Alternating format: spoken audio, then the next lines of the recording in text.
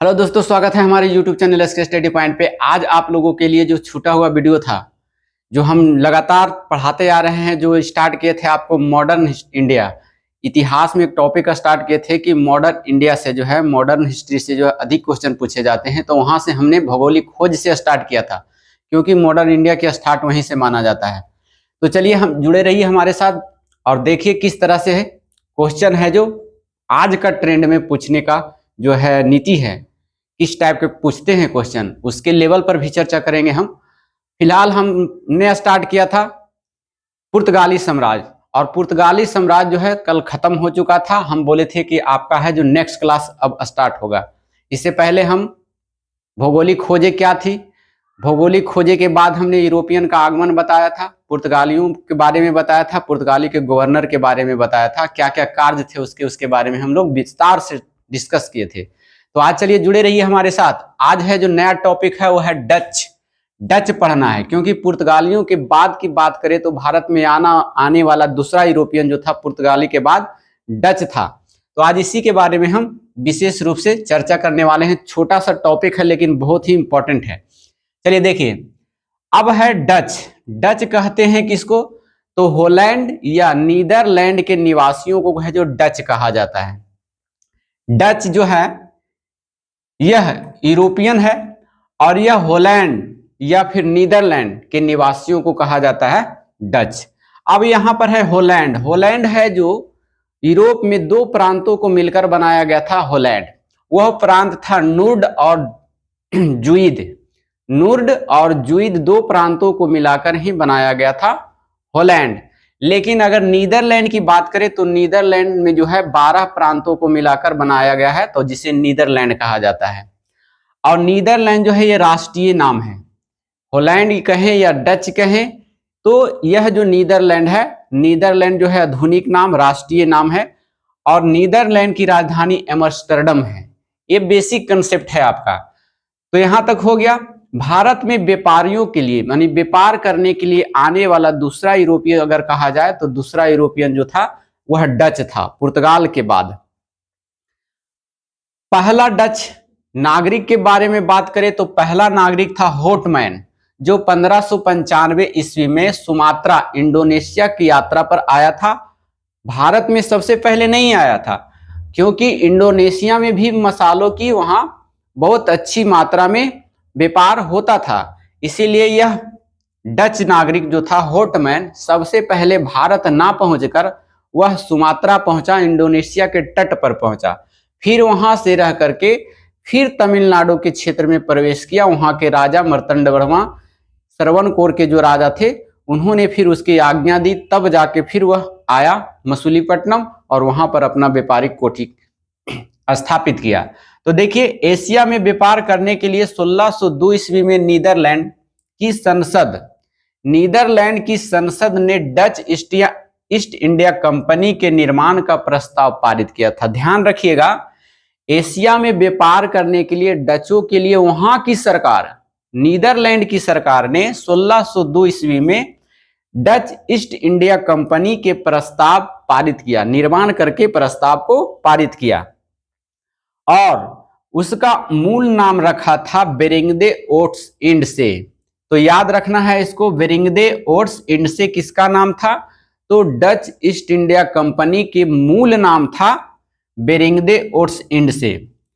अच्छा बताइए कि नीदरलैंड की संसद ने निर्माण करके प्रस्ताव पारित किया, तो नीदरलैंड के संसद भी कभी कभी पूछ दिया जाता है क्या नाम होता है। तो नीदरलैंड के संसद को बोला जाता है स्टेट जनरल। तो इसे भी याद रखना होगा आपको। अगला नंबर है, जब वहां की सरकारें ने इसकी स्थापना कर दिया, किसकी? बेरिंगदे ओट्स इंड्स यानी डच ईस्ट इंडिया कंपनी का, तो 21 वर्षों तक के लिए व्यापार का एकाधिकार प्राप्त हुआ उनको। किनको? डचों को, कि आप है जो मात्र 21 वर्षों तक के लिए व्यापार कर सकते हैं एशिया में जाकर के। और उसका कंपनी का, नीदरलैंड की कंपनी का जो मुख्यालय था वह था एम्स्टर्डम में। तो यहां से पूछ देगा कि नीदरलैंड की कंपनी जो सरकार के द्वारा पारित प्रस्ताव के आधार पर 21 वर्षों तक के लिए व्यापार का अधिकार दिया गया था, उसकी मुख्यालय कहाँ है? तो मुख्यालय था एम्स्टर्डम में। बेहद इंपॉर्टेंट क्वेश्चन है। और विश्व का पहला यह सरकारी व्यापारिक कंपनी थी। विश्व का अभी तक कोई ऐसा देश नहीं था जिसकी सरकार उनमें इन्वॉल्व हो, और यह जो था नीदरलैंड की सरकार ने इन्वॉल्व होकर व्यापारिक को मान्यता दिया। तो यह इसे कह सकते हैं कि यह विश्व का पहला सरकारी व्यापारिक केंद्र था। पूछ देगा आपका कि विश्व का पहला सरकारी व्यापारिक केंद्र कौन था? तो डच ईस्ट इंडिया कंपनी था। इस कंपनी के देखभाल के लिए 17 व्यक्तियों के लिए कमेटी भी गठित की गई थी। वही 17 व्यक्ति मिलकर के इस कमेटी का संचालन करते थे। अब बात रही इनमें कि भारत में डचों का व्यापारिक केंद्र कहां कहां था। इंपॉर्टेंट क्वेश्चन है और यहां से क्वेश्चन पूछे जाते हैं। अगर बात करें भारत में, तो सबसे पहले भारत में 1605 ईस्वी में मसूलीपट्टनम में, जो आंध्र प्रदेश में पड़ता है, भारत में डचों का प्रधान केंद्र बना। यानी सबसे पहले खोला गया जो व्यापारिक कोठी था भारत में, तो वो पूर्वी तट पर आंध्र प्रदेश में खोला गया था, जिसका नाम है मसूलीपट्टनम। तो याद रखिएगा, डचों ने अपना पहला व्यापारिक कोठी कहां स्थापित किया था? तो मसूलीपट्टनम में किया था, जो आंध्र प्रदेश में पड़ता है। और वहीं पर भारत में मसूलीपट्टनम के जस्ट बगल में अपना प्रधान कार्यालय भी खोला था, प्रधान केंद्र भी खोला था, जिसका नाम था निजामपट्टनम। तो निजामपट्टनम में डचों का प्रधान कार्यालय था, केंद्र था। बात करें कि डचों ने भारत में टकसाल की भी स्थापना किया था, तमिलनाडु के क्षेत्र में। डचों ने टकसाल की स्थापना पूछेगा कहां किया था? तो टकसाल की स्थापना जो किया था तमिलनाडु में, जहां से वे पगोड़ा निकालते थे। पगोड़ा कहा जाता था सोने के सिक्का को, और जिस पर वेंकटेश्वर का चित्र बना हुआ था। तो इसे भी याद रखेंगे कि जहां से डचों ने पगोड़ा निकालता था, तो पगोड़ा के सिक्के को कहा जाता है सोने के सिक्के को। तो उस सोने के सिक्के पर किसकी चित्रात्मक व्याख्या थी? तो वो था वेंकटेश्वर। वेंकटेश्वर कहा जाता है विष्णु को। भारत में पश्चिमी तट की तुलना में डचों ने पूर्वी तट पर अधिक बल दिया, क्योंकि पश्चिमी तट पर उधर जो है पुर्तगालियों का वर्चस्व अधिक था। जैसे हम लोग पढ़े थे, गोवा था, दमन द्वीप बेसिन का क्षेत्र था। तो पश्चिमी तट पर अधिक जो वर्चस्व रहने के कारण इन्होंने सोचा कि हम है जो पूर्वी तट पर अधिक बल दें, ताकि पूर्वी तट से हम अपनी व्यापार करें। और इससे पहले वह भारत ना जाकर के सुमात्रा इंडोनेशिया के तट पर पहुंचा था, फिर सरवनकोर के माध्यम से वहां पर मसूलीपट्टनम में अपना कार्यालय खोला था, व्यापारिक कोठी खोला था। ताकि इसलिए खोला था क्योंकि मसालों का व्यापार तो उन्हें इंडोनेशिया और सुमात्रा से मिल जाता था, लेकिन उन्होंने सबसे अधिक जो व्यापार पर जोर दिया वह पूर्वी तट पर सूती वस्त्रों के लिए ज्यादा जोर दिया। तो यहां से भी क्वेश्चन पूछ देता है आपका कि पश्चिमी तट की तुलना में डचों ने किस तट पर अधिक ध्यान केंद्रित किया था? तो वह था पूर्वी तट पर। पश्चिमी तट पर डचों की अगर बात करें, पहला व्यापारिक केंद्र तो सूरत था। पश्चिमी तट की बात कर रहे हैं हम। पश्चिमी तट पर भी उन्होंने अपना व्यापारिक कोठी स्थापित किया था डचों ने, और उसका नाम था सूरत। सूरत को किया था 1616 ईस्वी में। तो यहां से भी आपको याद रखना होगा कि पश्चिमी तट पर डचों का पहला व्यापारिक केंद्र कौन था? तो सूरत था। कब खोला गया था? तो 1616 ईस्वी में। बंगाल में भी इनकी कोठी थी, किनकी? डचों की, पिंपली और कासिम बाजार में। इसके साथ साथ बिहार में भी इनका डचों का प्रभाव रहा। बिहार के क्षेत्रों में अगर बात करें तो पटना है, पटना कॉलेज के सामने, पटना कॉलेजिएट के पास जो है डचों का व्यापारिक कोठी स्थापित किया गया था 1632 ईस्वी में।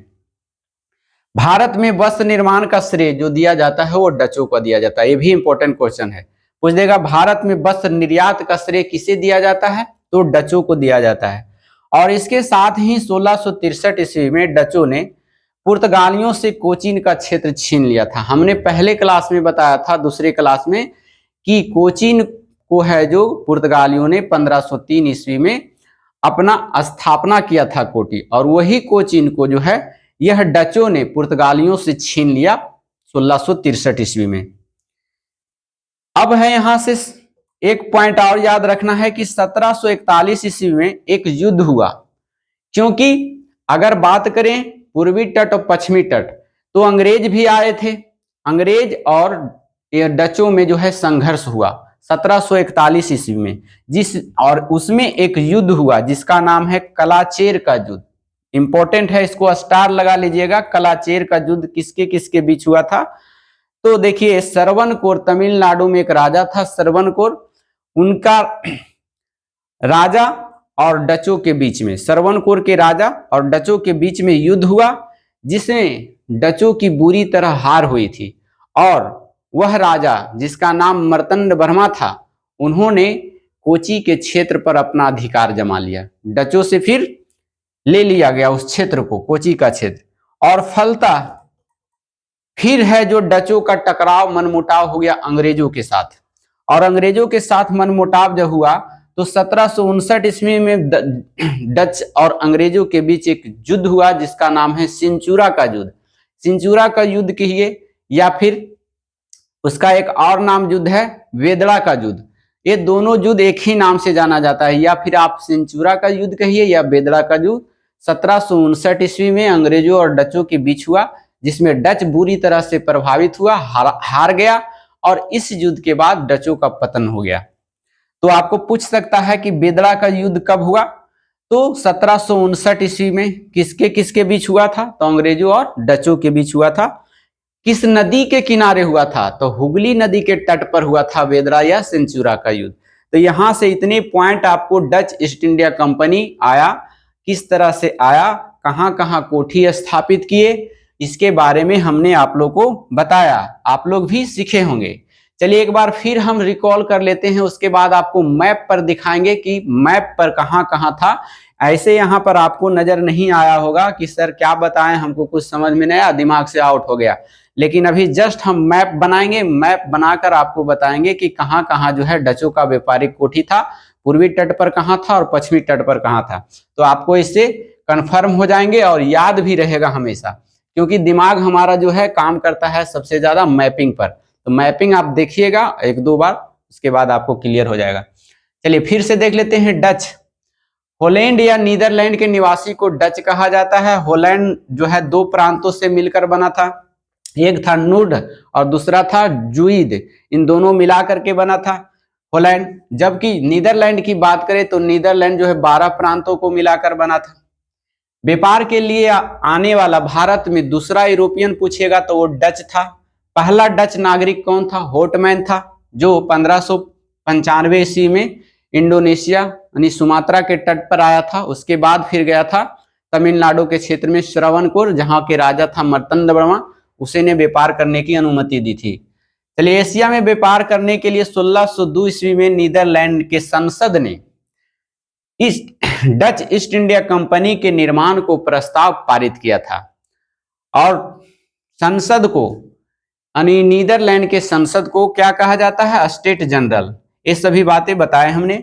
और डच कंपनी का मूल नाम क्या था, ये भी पूछता है, तो बेरिंगदे ओस्टइंडसे था। 21 वर्षों तक के लिए इन्हें एकाधिकार व्यापार करने के लिए प्राप्त हुआ था, डच ईस्ट इंडिया कंपनी का।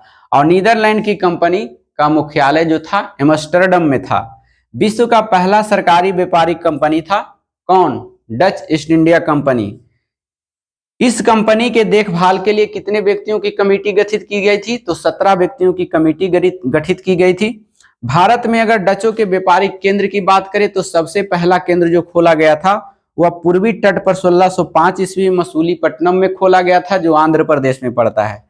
भारत में डचों का प्रधान केंद्र की बात करें तो डचों की प्रधान केंद्र जो था निजामपट्टनम में था, वो भी आंध्र प्रदेश में पड़ता है।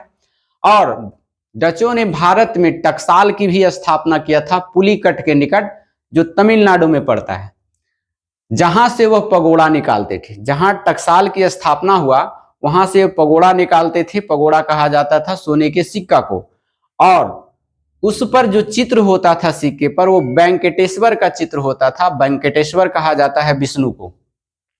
भारत में पश्चिमी तट की तुलना पर डचों ने क्या किया था? पूर्वी तट पर अधिक बल दिया था। क्यों? क्योंकि वहां से पूर्वी तट पर वह स्थापना जो था बहुत कम कंपनियां थी, और उस स्थिति में मसालों का व्यापार ना कर करके वह सूती वस्त्र पर विशेष ध्यान दिया। तो भारत में पश्चिमी तट पर डचों का अगर पहला व्यापारिक कोठी कहे तो वह सूरत है। पश्चिमी तट पर भी खोला था व्यापारिक कोठी जिसका नाम सूरत था, उसको 1616 ईस्वी। अगर पूर्वी तट की बात करें तो मसूलीपट्टनम था, जो कब खोला गया था? 1605 ईस्वी में। बंगाल में भी इसके कोठी थे डचों का। कौन कौन? पिंपली और कासिम बाजार में था। पटना के बिहार के या पटना में कहें तो पटना कॉलेजिएट के सामने या पटना के कॉलेज के सामने जो था 1632 ईस्वी में है जो खोला गया था डच फैक्ट्री। भारत में वस्त्र निर्यात का श्रेय दिया जाता है डचों को दिया जाता है। 1663 ईस्वी में डचों ने पुर्तगालियों से कोचीन का क्षेत्र को छीन लिया था। देखिए अभी बताए थे कि डच पुर्तगालियों से कोचीन का क्षेत्र छीन लिया था। कब? 1663 ईस्वी में छीना था। और 1741 ईस्वी में एक युद्ध हुआ था डच और सरवनकोर के राजा मर्तंड वर्मा के साथ, जिसका नाम था कलाचेर का युद्ध 1741 ईस्वी में, जिसमें इस युद्ध में जो है डचों की बुरी तरह हार हुई और सरवनकोर के जो राजा थे मर्तंड वर्मा, उन्होंने कोचीन पर अधिकार कर लिया, अपने अधिकार क्षेत्र में ले लिया कोचीन को। उसके फलस्वरूप है जो 1759 ईस्वी में व्यापार के बढ़ते स्वरूप को देखते हुए अंग्रेज और व्यापारों में भी संघर्ष शुरू हुआ और इस संघर्ष के क्रम में 1759 ईस्वी में डचों का पतन हो गया था। किस युद्ध के कारण? वेदड़ा का युद्ध या सिंचुरा का युद्ध, जो हुगली नदी के किनारे लड़ा गया था अंग्रेजों और डचों में, जिसमें अंग्रेज बुरी तरह से हार गए और उसका साम्राज्य समाप्त हो गया। तो इतनी बातें हैं, जो छोटा टॉपिक था, आपको यहाँ से क्वेश्चन पूछते रहता है। तो आशा करता हूं कि आपको यह क्वेश्चन और आंसर आपको अच्छे तरह से समझ में आ गया होगा। अब हम आपको मैप पर लेके चलते हैं कि कहां कहां व्यापारिक कोठी, पूर्वी तट पर कहां था डचों का, पश्चिमी तट पर कहां था। इससे पहले हम आपको बताए थे, पुर्तगालियों के बारे में भी हम बताए थे कि पुर्तगालियों के पश्चिमी तट और पूर्वी तट पर कहां कहां उनका व्यापारिक कोठी था। तो चलिए उसको हम फिर अभी हम तुरंत रिवाइज करेंगे, मैप के माध्यम से समझेंगे, ताकि हमारा यह कंफर्मेशन हो जाए और क्वेश्चन आने पर हमारे पास ऑप्शन रहे और हम उसे अच्छे बना करके निकल जाए। तो चलिए देखिए, कल हम बताए थे आपको, फिर से एक बार देख लीजिए, पुर्तगाल के बारे में हम बताए थे। पुर्तगाल एक बार फिर रिवाइज कर देते थे, क्योंकि कल है जो पुर्तगाल के बारे में हम बताए थे तो पश्चिम को पूर्व कह दिए थे, पूर्व को पश्चिम कर दिए थे, लेकिन शुरू में हम ठीक बताए थे। लेकिन है जो लास्ट में है जो दो वर्ड निकल गया था, उसके लिए समापरार्थी हैं हम लोग आप लोगों से, तो आप लोग उसे अच्छा कर लीजिएगा। देखिए फिर से एक बार दिखा देते हैं आपको। अगर बात करें हम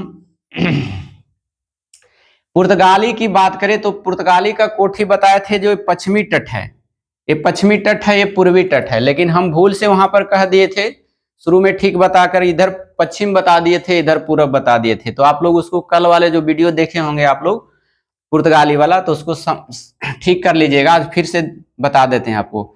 यहाँ पर जो था कोचीन था, कोची को जीता था कब? 1503 ईस्वी में इसने व्यापारिक कोठी स्थापित किया था। उसके बाद गोवा था, गोवा में भी व्यापारिक कोठी था पुर्तगालियों का। उसके बाद फिर बेसिन का क्षेत्र जो महाराष्ट्र में बताए थे वहां भी था, और फिर दमन में भी था, दमन, और उसके बाद दीव। इतना जो था पश्चिमी तट पर था पुर्तगालियों का व्यापारिक कोठी। लेकिन सबसे पहले जो खोला गया था वह कोची में खोला गया था 1503 ईस्वी में। इधर बताए थे कि सेंट थोमा था, सेंट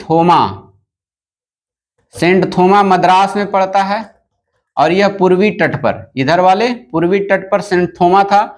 यहाँ पर जो था हुगली में भी उसकी व्यापारिक कोठी थी पुर्तगालियों की, और इधर था चटगांव जिस बांग्लादेश में जो था। तो ये सभी हम बताए थे कल, तो आप लोग इसे सुधार लेंगे।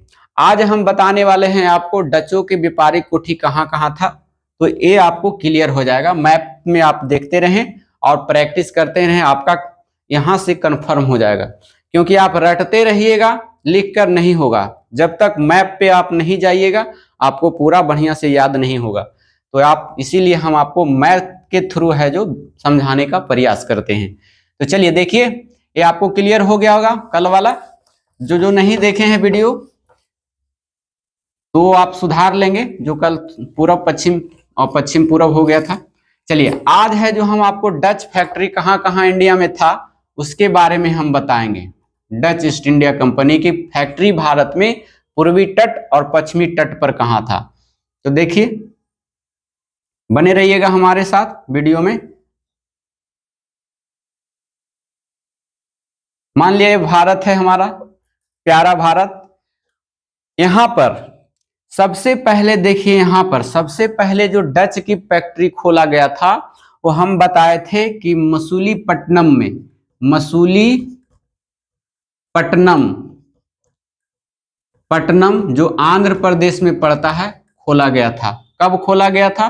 तो ये 1605 ईस्वी में खोला गया था। सबसे पहले डचों का जो है व्यापारिक कोठी पूर्वी तट पर मसूलीपट्टनम में आंध्र प्रदेश में स्थापित किया गया था 1605 ईस्वी में।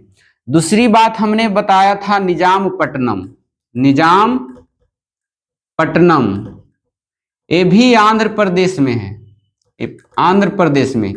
यह जो था 1610 ईस्वी में खोला गया था यहां पर निजामपट्टनम, और निजामपट्टनम जो था डचों का प्रधान केंद्र था। अगर आपसे पूछ देगा कि पूर्वी तट पर डचों का प्रधान केंद्र कौन था, तो आपका निजामपट्टनम हो जाएगा। कब? 1610 ईस्वी में। लेकिन वही पहला कोठी की बात करें तब मसूलीपट्टनम हो जाएगा। फिर यहां पर हम बताए थे पुलिकट तमिलनाडु में। पुलिकट में टकसाल स्थापित किया था कौन? डचों ने। पुलिकट पड़ता है तमिलनाडु में, याद रखिएगा तमिलनाडु में पड़ता है। इसको भी स्थापना किया था टकसाल को 1610 ईस्वी में। तो 1610 ईस्वी में दो गो हो गया, निजामपट्टनम और पुलिकट में टकसाल की स्थापना। इसके बाद हम चले तो यहां पूर्वी तट पर 1616 ईस्वी में सूरत में 1616 ईस्वी में डचों का जो है व्यापारिक कोठी स्थापित किया गया था, जो पहला था। लेकिन यह जो है पश्चिमी तट पर था। तो पश्चिमी तट पर डचों का पहला व्यापारिक पूछे तो वह सूरत हो जाएगा 1616 ईस्वी में। इसके बाद हम चलते हैं पिंपली। यहां पर है पिंपली जो था वेस्ट बंगाल में था 1627 ईस्वी में। यहां पर डचों ने भी व्यापारिक कोठी स्थापित किया था। उसके बाद यहां पर है कासिम बाजार, बंगाल में ही ऊपर में लिखिए कासिम बाजार। यह किया था 1650 ईस्वी में। 1650 ईस्वी में किया था कासिम बाजार में।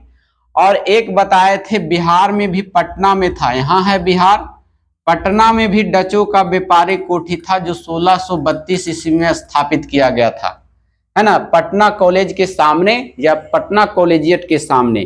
तो देख लीजिए 3 और 2 5 और 6 7 और एक और था, कोची को भी छीन लिया था डचों ने। किससे छीना था?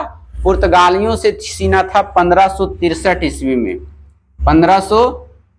1663 ईस्वी में, माफ कीजिएगा 1663 ईस्वी में। कहां पर? कोचीन में। तो इतना आपको याद रखना होगा। अब इसमें याद का कैसे क्वेश्चन पूछ देता है? अब पूछ देगा आपको कि बताइए पूर्वी तट पर डचों का व्यापारिक केंद्र इनमें से कौन नहीं था। ध्यान दीजिएगा, नहीं था वाला क्वेश्चन खतरनाक हो जाएगा। पूर्वी तट पर डचों का व्यापारिक केंद्र इनमें से कौन नहीं था। ऑप्शन दे देगा, पूर्वी तट की बात कर रहे हैं हम, दे देगा सूरत, बी में दे देगा निजामपट्टनम, सी में दे देगा पिंपली दे देगा, डी में दे देगा कासिम बाजार, और ई में दे देगा इनमें से कोई नहीं, एक से अधिक, इनमें से कोई नहीं या एक से अधिक। अब बताइए, अब अगर आपको मैप नहीं याद रहा तो आप पूरा पश्चिम में कंफ्यूज हो जाएंगे और आपका आंसर गलत हो जाएगा। अब यहाँ पर देखिए, पूर्वी तट पर डचों का व्यापारिक केंद्र नहीं था तो देख लीजिए पूर्वी तट पर कौन कौन था, सूरत था, सूरत तो पश्चिमी तट पर है तो यही वाला आंसर हो जाएगा। बाकी देखिए, निजामपट्टनम पूर्वी तट पर था, पिंपली पूर्वी तट पर था, कासिम बाजार पूर्वी तट पर था। तो आपको ऐसा क्वेश्चन आजकल पूछने का ट्रेंड चला हुआ है, खखोड़ कर क्वेश्चन पूछता है, जो आप छोड़ते हैं वही क्वेश्चन को है एग्जाम में उठाता है। तो आप लोग को डीपली से पढ़ना होगा तभी एग्जाम क्रैक हो सकता है, अन्यथा फिर 1 नंबर से 2 नंबर से ऐसा होते रहेगा, छूटते रहेगा। तो आप लोग को, हमें आशा है कि आप लोग को यह वाला वीडियो भी बहुत अच्छा समझ में आया होगा और अच्छे से समझ लिए होंगे। अगर आपको हमारा वीडियो अच्छा लगता है तो कमेंट बॉक्स खाली है, हमारे कमेंट बॉक्स में लिखिए और सुझाव दीजिए क्या त्रुटियां नजर आती है आपको या फिर अच्छा लगता है। और अच्छा लगे तो दिल से लाइक कर दीजिएगा, अपने दोस्तों के पास शेयर कर दीजिएगा। फिर ऐसी टॉपिक के साथ हम अगले क्लास में फिर मिलते हैं। आज डच हो गया, डच के बाद कौन आया था उसके बारे में हम चर्चा करेंगे। तो इसके साथ हम आपसे विदा लेते हैं, मिलेंगे नेक्स्ट टॉपिक में कल। इसके लिए धन्यवाद।